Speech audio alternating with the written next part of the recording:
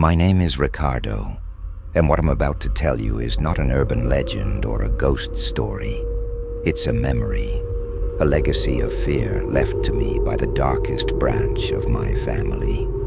It all begins, like almost all horrors, with a forced move and an old house on the outskirts of town. When I was 12, my parents decided that life in Mexico City was unsustainable. The plan was simple: move to San Patricio, a small semi-rural satellite town with spacious homes and forgotten lots. We settled into the old property of my great-uncle, Elias. He had died 2 years earlier, and the house, with its intense red brick, oxidized by time, had stood empty. From the very first day, the atmosphere was heavy. It wasn't just dust or dampness. It was something more. The house had a huge backyard, so wild that it looked more like a decaying jungle than a garden. And right there, in the heart of that wilderness, stood a feature that dominated everything: an old glass greenhouse. It was gigantic, ancient, and always seemed to be fogged up inside, as if constantly sweating out a secret. My parents spent hours arguing about how to clean up and sell that greenhouse. I, however, was obsessed. I knew Elias, my great-uncle, hadn't used it. He was known for being a solitary man, a professional recluse who lived with his back to the world. Yet the garden had always been impeccable, even during Elias's illness. One day, I asked my grandmother, Elias's sister, about the garden. Her reaction was immediate and chilling. She stopped chopping vegetables and her hands trembled. "That's soil. Don't touch it, Ricardo, and don't go anywhere near that greenhouse." Elias didn't tend it himself. He had someone, a gardener. I pressed her. Who was he? Why did he leave? My grandmother only gave me a name, barely audible, like a whisper charged with ash. Joaquín. She said Joaquín arrived at Elias's house decades ago, with no references, asking for work. He was a man tall, thin to the bone, and with a quality my grandmother described as inhuman, absolute silence. He was never heard, laughing, shouting, or complaining. He just did his job, always with his back to the house, always covered in dirt. My grandmother swore the one time she saw his face, his eyes seemed too old for a man of his age. The strangest part was that Joaquín vanished without a trace the very day my uncle Elias had to be rushed to the hospital. No one ever saw him again. Only the greenhouse remained. That night, lying in what used to be my great-uncle's room, I heard the first sound. It wasn't coming from the house. It was coming from the garden. It was a soft, rhythmic scraping, as if someone was turning the earth with a small, sharp tool. I crept to the window. The full moon barely illuminated the silhouette of the glass greenhouse, and for a fleeting moment, I could swear I saw a long, slender reflection moving just behind the fogged-up panes. That was the beginning of my obsession, the first time that scent of wet earth and something else, something sickly sweet and rotting, drifted through my window. The scent of the earth that Joaquín had worked. The story of Joaquín had scarred me like a brand. He couldn't have been a simple employee who just left. My grandmother's fear was too real. I started to dig. Elias's house was full of old boxes, but there was an office my parents hadn't yet touched. One afternoon, while they were downtown, I picked the lock with a paper clip. The office smelled of stale tobacco and aged paper. Behind a false wall in the bookcase, I found a tin box. Inside there was no money or jewelry, but documents. Most were invoices and deeds, but at the bottom I found a bundle of parchment paper with elaborate old-fashioned calligraphy. It was a contract. The title was chilling. Agreement of Mutual Service and Discretion. Elias and Joaquín had signed this document more than 40 years ago. It wasn't an employment contract. It was a pact of silence. The clauses were vague and terrifying. Joaquín wouldn't receive a monetary salary, but rather the full right to use the back plots and an unrestricted supply of whatever is sown. In return, he promised never to speak to anyone, never to enter the main house except for a medical emergency, and to keep clean what the owner does not wish to see. What froze my blood was the last line. It was handwritten by Elias and signed by both in faded ink. And if the harvest fails, the gardener will take care of the fertilizer. Elias P. What kind of harvest was this? And what did he mean by fertilizer? As I held the paper, the light of the setting sun filtered through the window, right onto a small sepia photograph, also inside the box. It showed my uncle Elias, young, in a neat suit, and beside him, with his back turned, a tall, thin man, Joaquín. The only visible part of his face was a sharp profile and a smile that looked less than human, more like a tight grimace. What terrified me was what he was holding. A shovel with a thick, dark, almost black stain on the tip, and around him, the garden soil looked freshly disturbed.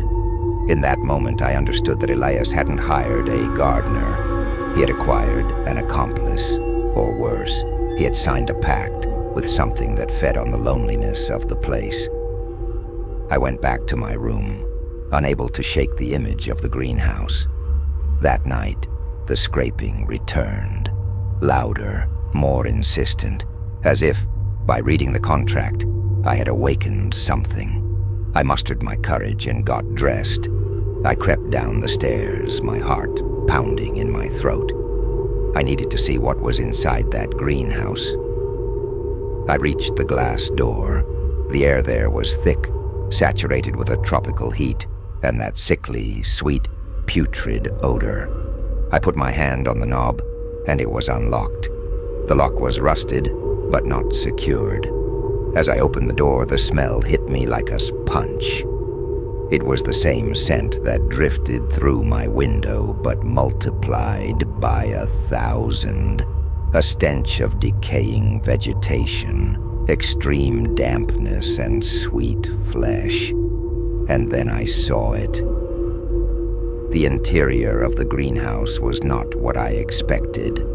There were no exotic flowers or juicy tomatoes.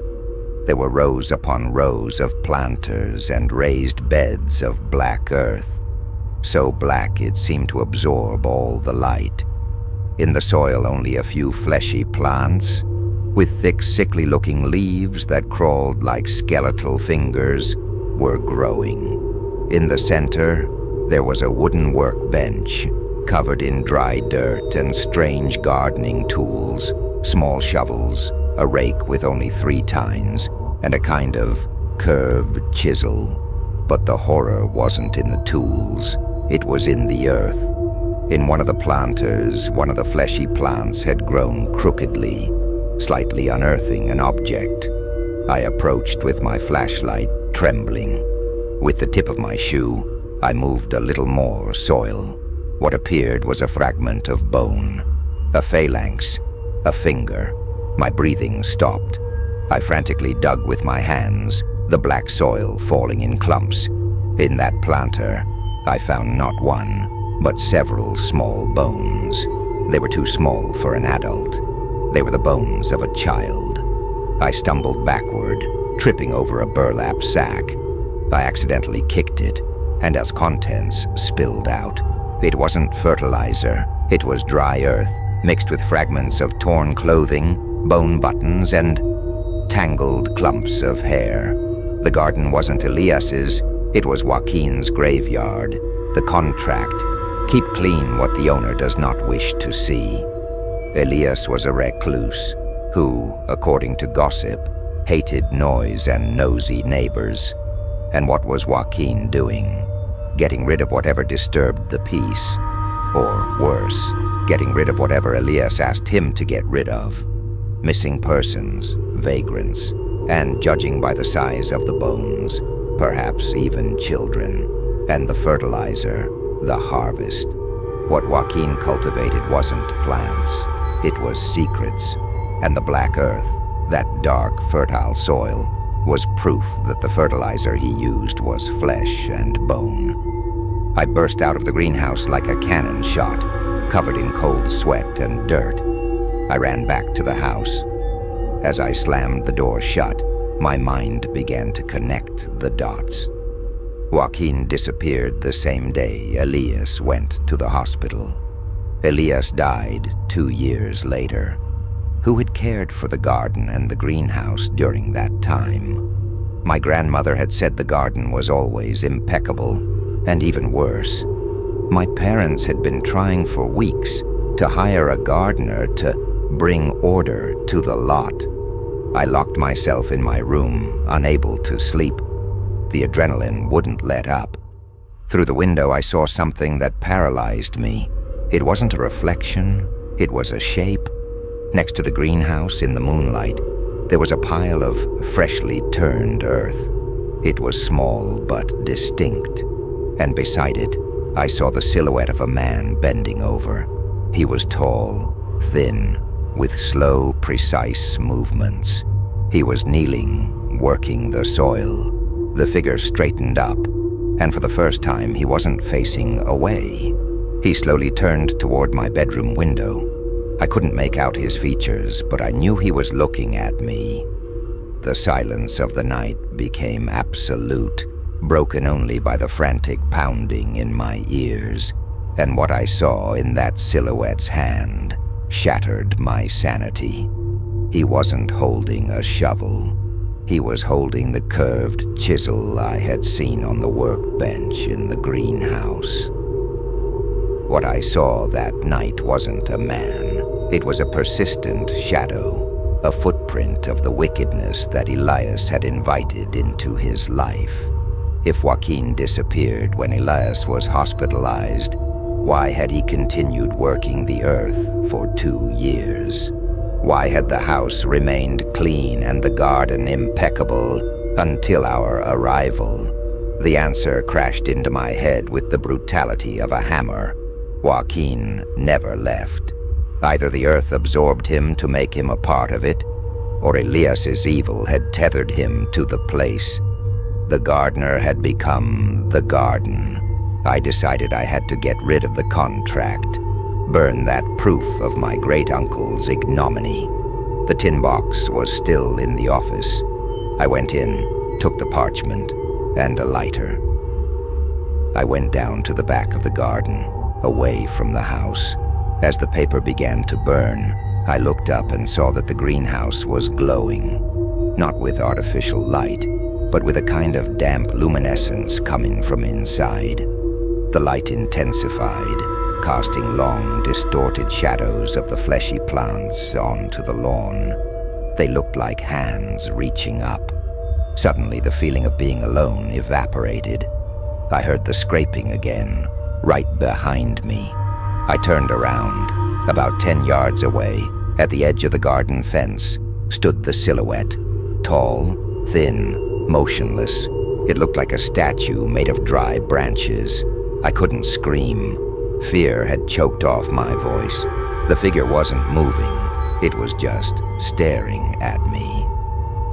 And as I looked closer, I noticed something even more terrifying. His hands weren't empty. They were covered in dirt, yes, but they looked disproportionately long, with gnarled fingers. And what they were holding, what was scraping the ground, was the most basic and macabre tool. A long, sharp bone, possibly a human femur. Joaquín approached, gliding over the ground more than walking. He made no sound. Silence was his weapon. His face remained in shadow, but his eyes, they were two deep, dark pits, without any light, and his mouth, It was curved in the same tense, anti-human grimace I had seen in the photograph. When he was just a few feet away, the smell of earth and putrefaction became unbearable. I felt like I was suffocating. "Why are you still here?" I managed to whisper, my voice shaking. Joaquín didn't speak. He didn't move. He just slowly raised the hand that wasn't holding the bone and pointed it toward the greenhouse. It wasn't a gesture of threat, but of possession. He owned the land. In that moment, I understood his true horror. Joaquín wasn't killing for Elias. He was just continuing his work. He was cultivating, and by burning the contract, I hadn't ended the connection. I had simply made the garden visible to a new victim, me. I had been the only one who sought his secret, the only one who recognized him. He was telling me, without words, that the red brick house had a new inheritance. I didn't run. I simply backed away slowly, without breaking eye contact with that spectral figure. The parchment, now reduced to ash, dissolved with the dew. When I reached the back door, I slipped inside the house. I closed and bolted it, knowing that fear couldn't stop him. The next day, I told my parents I couldn't stay in that house. I didn't give details. I just said the atmosphere was making me sick. Fortunately, my parents, noticing my paleness and dark circles, decided a change of scenery was necessary. Within 3 days, we packed. I said nothing about the contract, the bones, or the silhouette. Who would believe me? A child claiming his great-uncle's murderous gardener had returned from hell to tend some rotten plants. We left the house, leaving behind the black earth and the glowing greenhouse. And this is the end of the narrative, but not the story. 20 years have passed. My parents sold the property to a young couple looking for an escape from the city. My mother called me one day about 6 months ago, excited. "Do you remember Elias's house?" she asked. "We sold it. The new couple is happy. They've been remodeling everything, even the garden." I froze. "Did they touch the greenhouse?" "Yes, of course. They tore it down. But they told me something curious." She paused, laughing nervously. "They say the garden was beautiful, but the soil, just the soil behind the house, was impossible to work. It was always turned over, as if someone had been digging it all night. And the gardener they hired, the new one, quit within 2 weeks. He said he felt like someone else was doing his job. That every morning, he would find the tools moved and small white stones arranged in rows on the earth, as if someone was marking a new crop. That is my testimony. That is my Uncle Elias's legacy. Evil doesn't die. It only takes root. Joaquín, the silent gardener, was not an employee. He was a condition of that land, a shadow that cleans, that fertilizes, that waits. And I am certain he is still there, in San Patricio, beneath that suburban sky. Today, sometimes, when I pass a nursery or a flower shop, if the wind blows a certain way, that smell reaches me. The smell of wet earth, of fallen leaves, and that macabre sweetness I can't forget. And in that instant, I know the garden is still growing, and that sooner or later, if no one keeps the secret, Joaquín will find a new way to fertilize his legacy. I don't know if he's looking for me, or if he's simply waiting for his true owner, the Black Earth, to claim him. But every night, when I hear a soft, rhythmic scraping in the silence of my own home, I ask myself, who is tending my garden now?